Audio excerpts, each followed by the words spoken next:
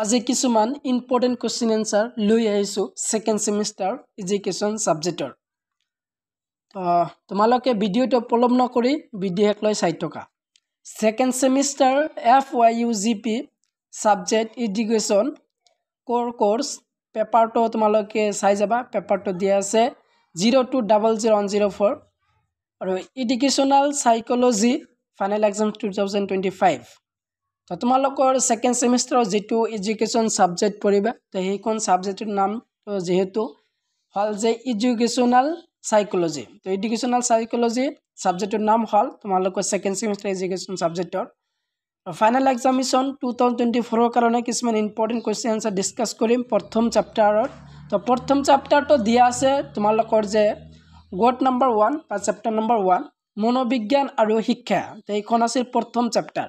তো প্ৰথম চেপ্টাৰৰ very important short question answer অত্যন্ত গুৰুত্বপূৰ্ণ অতি চমু প্ৰশ্ন উত্তৰ আলোচনা কৰিম তোমালোকৰ পৰীক্ষা 2025 কাৰণে 1 মাৰ্কৰ কাৰণে। তো তোমালোকৰ প্ৰথম ইম্পৰ্টেণ্ট কুৱেশ্যনটো হল যে কুৱেশ্যন নাম্বাৰ 1 মনোবিজ্ঞানৰ ওপৰত লিখা প্ৰথমখন গ্ৰন্থখনৰ নাম কি? গ্ৰন্থখনৰ নাম কি? তাৰ উত্তৰটো দিয়া আছে যে সাইকোলজিয়া। তো প্ৰথমখন গ্ৰন্থ হল যে সাইকোলজিয়া। মনোবিজ্ঞানৰ ওপৰত লিখা প্ৰথমখন গ্ৰন্থ হল যে সাইকোলজিয়া। কুৱেশ্যন নাম্বাৰ 2 যে কিমান চনত সাইকোলজিয়া গ্ৰন্থখন প্ৰণয়ন কৰা হৈছিল? তাৰ উত্তৰটো দিয়া আছে 1590 চনত 1990 চনত সাইকোলজিয়া গ্ৰন্থখন প্ৰণয়ন কৰিছিল। তাৰ পিছত question number 3 important question number 3 যে সাইকোলজিয়া গ্ৰন্থখনৰ ৰচনা কোনে কৰিছিল? মোস্ট ইম্পৰ্টেণ্ট হয়। তাৰ উত্তৰ দিয়া আছে যে ৰুডলফ গুকেলে। তো ৰুডলফ গুকেলে সাইকোলজিয়া গ্ৰন্থখন ৰচনা কৰিছিল আৰু কিমান চনত? 1590 চনত কৰিছিল। কুৱেশ্যন নাম্বাৰ 4 যে শিক্ষা মনোবিজ্ঞানৰ এটা সংজ্ঞা লিখা। এই প্ৰশ্নটো গুৱাহাটী ইউনিভাৰ্চিটি ফাইনেল এক্সামিনেশ্যন 2024 আহিছিল।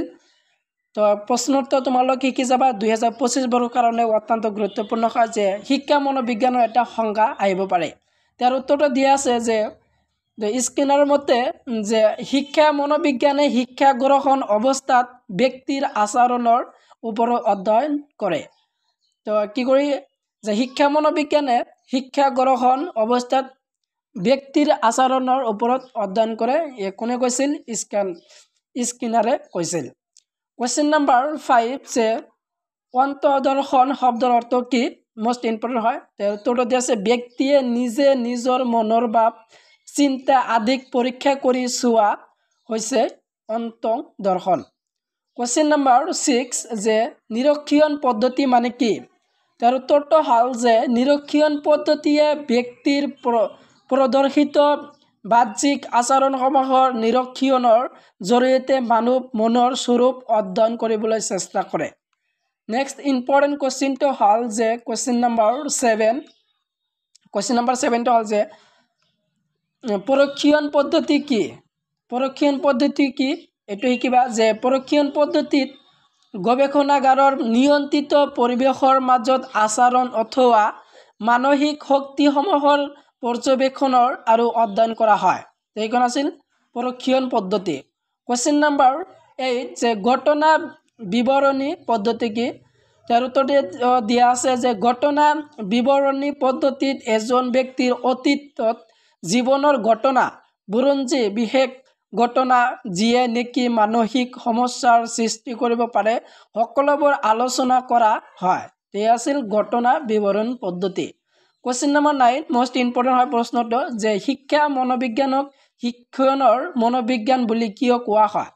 তাৰ উত্তৰটো তোমালোকে চাই লোৱা। উত্তৰটো দিয়া আছে শিক্ষা মনোবিজ্ঞানক শিক্ষণৰ মনোবিজ্ঞান বুলি কোৱা হয় কাৰণ মনোবিজ্ঞানৰ দ্বাৰা সৃষ্টি শিক্ষাৰ বিভিন্ন তত্ত্ব নীতিসমূহৰ শিক্ষণ প্ৰক্ৰিয়াত প্ৰয়োগ কৰাৰ ফলস্বৰূপে শিক্ষা মনোবিজ্ঞানৰ জন্ম হৈছিল।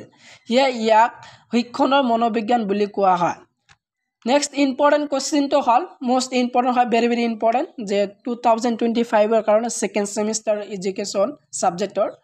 তো 10 নম্বৰ প্ৰশ্নটো হল যে কোন দুটা গ্ৰীক শব্দৰ পৰা সাইকোলজি শব্দটো উৎপত্তি হৈছে? তাৰ উত্তৰটো দিয়া আছে সাইকি আৰু লগোছ শব্দৰ পৰা সাইকোলজি শব্দটো উৎপত্তি হৈছে মোস্ট ইম্পৰ্টেন্ট হয় প্ৰশ্নটো কোৱেশ্চন নম্বৰ 11 যে নেক্সট ইম্পৰ্টেন্ট কোৱেশ্চনটো হ'ল যে মনোবিজ্ঞানৰ সাইকি শব্দটোৰ অৰ্থ কি তাৰ উত্তৰটো হ'ল যে মনোবিজ্ঞানৰ সাইকি শব্দটোৰ অৰ্থ হ'ল যে আত্মা ভেৰি ইম্পৰ্টেন্ট কোৱেশ্চন নম্বৰ 12 যে শিক্ষা মনোবিজ্ঞানৰ পিতৃ কোন গুৱাহাটী ইউনিভাৰ্চিটি ফাইনেল এক্সামিনেশ্যন 2024 আহিছিল তো যোৱাবাৰত আহিছিল এই প্ৰশ্নটো ফাইনেল এক্সামিনেশ্যনত তো তোমালোকৰ কাৰণে প্ৰশ্নটো শিকি যাবা তো এইবিলাক কোৱেশ্চন তোমালোকে ইন্টাৰনেল আৰু ফাইনেল এক্সামিনেশ্যনৰ কাৰণে শিকিবা তো ইয়াৰ উত্তৰটো হ'ল যে শিক্ষা মনোবিজ্ঞানৰ পিতৃ হ'ল যে এইচ পেষ্টালজি তো শিক্ষা মনোবিজ্ঞানৰ পিতৃ কোন আছিল যে এইচ পেষ্টালজিষ্ট আছিল শিক্ষা মনোবিজ্ঞানৰ পিতৃ মোস্ট ইম্পৰ্টেন্ট হয় প্ৰশ্নটো কোৱেশ্চন নম্বৰ 30 যে শিক্ষা মনোবিজ্ঞানৰ প্ৰতিষ্ঠাপক কোন তাৰ উত্তৰটো তোমালোকে চাই লোৱা তাৰ উত্তৰটো দিয়া আছে শিক্ষা মনোবিজ্ঞানৰ প্ৰতিষ্ঠাপক হ'ল হাৰ্ভাৰ্ড পেষ্টালজি আৰু ফ্ৰবেল তো এইখন আছিল তিনিখন আছিল যে শিক্ষা মনোবিজ্ঞানৰ প্ৰতিষ্ঠাপক কোৱেশ্চন নম্বৰ 14 টো দিয়া আছে যে শিক্ষা মনোবিজ্ঞান কি তাৰ উত্তৰটো দিয়া আছে যে মনোবিজ্ঞানৰ তথ্যপাতি শিক্ষাৰ ক্ষেত্ৰত প্ৰয়োগ কৰা বিভাগেই হ'ল শিক্ষা মনোবিজ্ঞান তো শিক্ষা মনোবিজ্ঞান কি যে মনোবিজ্ঞানৰ তথ্যপাতি শিক্ষাৰ ক্ষেত্ৰত প্ৰয়োগ কৰা বিভাগেই হ'ল শিক্ষা মনোবিজ্ঞান নেক্সট ইম্পৰ্টেন্ট কোৱেশ্চনটো দিয়া আছে 15 নম্বৰ প্ৰশ্ন যে আমি শিক্ষাক মনোবিজ্ঞান সন্মত কৰিব লাগিব এই উক্তটো কাৰ তো ইয়াৰ উত্তৰটো দিছে যে পেষ্টালজি উক্ত যে আমি শিক্ষাক মনোবিজ্ঞান সন্মত কৰিব লাগে এই উত্তৰটো হ'ল যে পেষ্টালজি কোৱেশ্চন নম্বৰ 16 যে পৰ্যবেক্ষণ দুই প্ৰকাৰ কি কি তাৰ উত্তৰটো দিয়া আছে যে পৰ্যবেক্ষণ দুই প্ৰকাৰ হ'ল যে সহযোগী পৰ্যবেক্ষণ আৰু অসহযোগী পৰ্যবেক্ষণ কোৱেশ্চন নম্বৰ 17 টো দিয়া আছে যে শিক্ষা মনোবিজ্ঞানৰ এটা পদ্ধতিৰ নাম লিখা ইয়াৰ উত্তৰটো দিয়া আছে পৰীক্ষণ পদ্ধতি কোৱেশ্চন নম্বৰ 18 যে শিক্ষা মনোবিজ্ঞানৰ এটা লক্ষ্যৰ বিষয় লিখা তাৰ উত্তৰটো যে শিক্ষকসকল ছাত্ৰ ছাত্ৰীৰ আচৰণ নিয়ন্ত্ৰণ আৰু উন্নতি কৰাৰ উপায় প্ৰদান কৰা কোৱেশ্চন নম্বৰ 19 তো শিক্ষাৰ ক্ষেত্ৰত মনোবিজ্ঞানৰ এটা অৱদান উল্লেখ কৰা ইয়াৰ উত্তৰটো দিয়া আছে মনোবিজ্ঞানে শিক্ষকক নিজৰ মনৰ বিষয়ে জ্ঞান আহৰণত সহায় কৰে এইখন আছিল শিক্ষা ক্ষেত্ৰত মনোবিজ্ঞানৰ এটা অৱদান কোৱেশ্চন নম্বৰ 20 যে মনোবিজ্ঞান সন্মত শিক্ষা পোন প্ৰথমে কোনে প্ৰৱৰ্তন কৰিছিল মোস্ট ইম্পৰ্টেন্ট হয় প্ৰশ্নটো 20 নম্বৰ প্ৰশ্ন মনোবিজ্ঞান সন্মত শিক্ষা পোন প্ৰথমে পেষ্টালজি নামৰ শিক্ষাবিদজনে প্ৰৱৰ্তন কৰিছিল আজি যিবিলাক কোৱেশ্চন তোমালোকৰ আগত ডিসকাস কৰি আছো গোটেইবিলাক ইম্পৰ্টেন্ট হয় তোমালোকৰ ফাইনেল এক্সামিনেশ্যন 2025 কাৰণে তাৰ পিছত দিয়া আছে প্ৰশ্ন যে 21 প্ৰশ্নটো যে খালি ঠাই পূৰণ কৰা তোমালোকৰ খালি ঠাই আহিব পাৰে 1 মাৰ্কৰ কাৰণে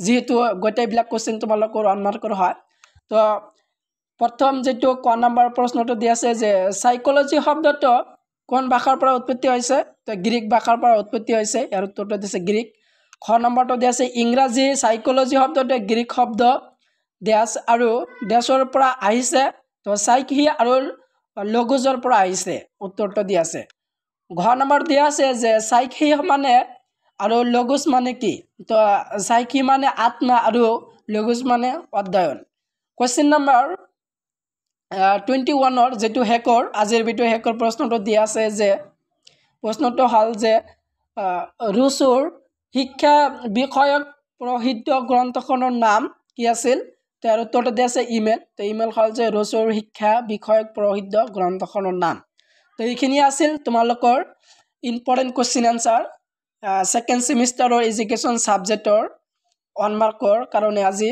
আলোচনা কৰিলো প্ৰথম চেপ্টাৰৰ নেক্সট তোমালোকৰ আলোচনা কৰিম যে এইখন বিষয়ৰ বা এডুকেশ্যন সাবজেক্টৰ নেক্সট চেপ্টাৰৰ বা প্ৰথম চেপ্টাৰৰ লং কোৱেশ্চন আনসাৰ ডিসকাস কৰিম তো তোমালোকে ভিডিওটো ভাল লাগিলে তোমালোকৰ বন্ধু বান্ধৱীক বেছি বেছি শেয়াৰ কৰি দিয়া যাতে তোমালোকৰ বন্ধু বান্ধৱীয়ে ইম্পৰ্টেন্ট কোৱেশ্চন কেইটা যাতে পায় আৰু ভিডিও ভাল লাগিলে ভিডিওটো এটা লাইক কৰি দিবা আৰু মোৰ চেনেলটো সাবস্ক্ৰাইব কৰি থবা আজিৰ ভিডিও এইখিনি আছিল ভিডিও সম্পূৰ্ণ চাই থকাৰ বাবে তোমালোকক সকলোকে ধন্যবাদ জনাও